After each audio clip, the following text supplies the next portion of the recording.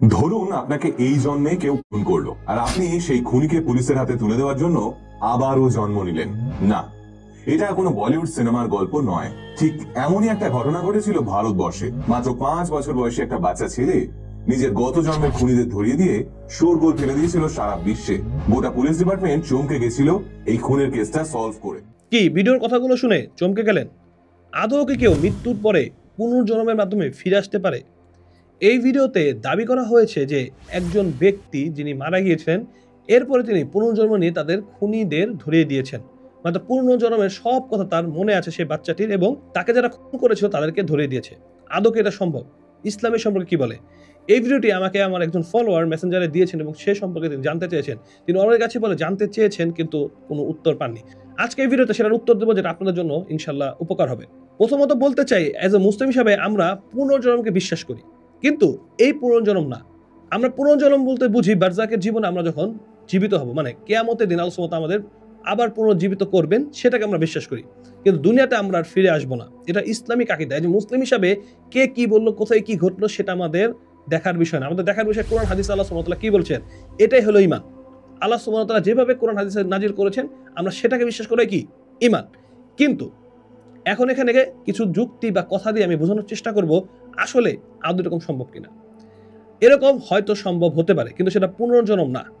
সেটা হতে পারে জিন বা শয়তানের কোনো কাজ। কেন বললাম? আমরা অনেক সময় দেখি অনেক কবিরাজ আমার অতীত বলে দিচ্ছে। মানে আমরা যখন কবিরাজের কাছে যাই, সে বলে তোমার নাম এমন, তোমার বাবার নাম এমন, তুমি গাছ থেকে ওই সময় পড়ে গিয়েছিলে, এই সময় স্কুলে মার খেয়েছিলে, তোমার এরকম একটা বড় রোগ হয়েছিল। তাহলে কি তান্ত্রিক বা যে কবিরাজ কি পুনর্জন্ম নিয়েছে আমার? না, সে জিনের মাধ্যমে এটা জানতে পারে। আমরা রাসূল সাল্লাল্লাহু আলাইহি ওয়াসাল্লামের হাদিস থেকে জানতে পারি প্রত্যেক মানুষের সাথেই কিন্তু একটি কারেন্ট জিন থাকে।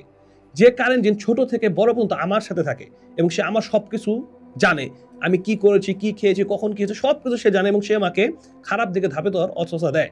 এবং আমরা এও জানি জিন কিন্তু মানুষের থেকে অনেক বেশি হায়াত পায়। ধরেন যদি একটা মানুষ 50 বছর বাঁচে, একটা জিন সেখানে 500-1000 বছর বাঁচতে পারে। তাহলে একটা কারেন্ট জিন কিন্তু একাধিক মানুষের সাথে থাকে। এখান থেকে স্পষ্ট যে কারেন্ট জিন আমার সবকিছু জানে। এখন এরকম অনেক সময় হয়ে থাকে যে কারেন্ট জিন কোনো ব্যক্তির প্রতি বেশি ভালোবাসা হয়ে যায়, বা তাই কারেন্ট জিন তার কথা মতো চলতে চলতে একদম শয়তান এবং সে মানুষটা এক হয়ে যায়। তখন সে কারেন্ট জিনের কোনো জেলাস হতে পারে, কোনো হিংসা থাকতে পারে, কোনো ক্ষোভ থাকতে পারে যখন ওই ব্যক্তিকে কোনো কিছু করে।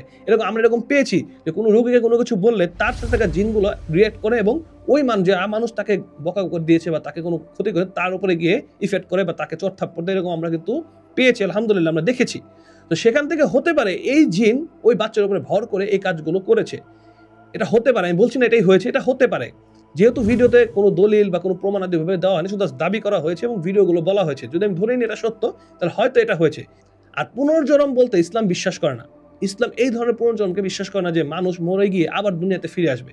তাই মুসলিম ভাই বোনেরা, আপনারা কখনো এইসব ভিডিও দেখে বিভ্রান্ত হবেন না। এটা শয়তানের চাল, আপনাকে ঈমান থেকে সরানোর জন্য। আপনি এটা বিশ্বাস করেন যে মানুষ মৃত্যুর পর আবার ফিরে আসবে, এটা অন্য ধর্মের একটি বিশ্বাস, যেটা আপনি কখনোই বিশ্বাস করতে পারবেন না। যদি আপনি এটা বিশ্বাস করেন, আপনার ঈমান চলে যাবে, আপনি মুসলিম আর থাকবেন না। তাই আশা করি আমি বুঝাতে পেরেছি যে কোনো কারণে এই ধরনের কিছু হতে পারে।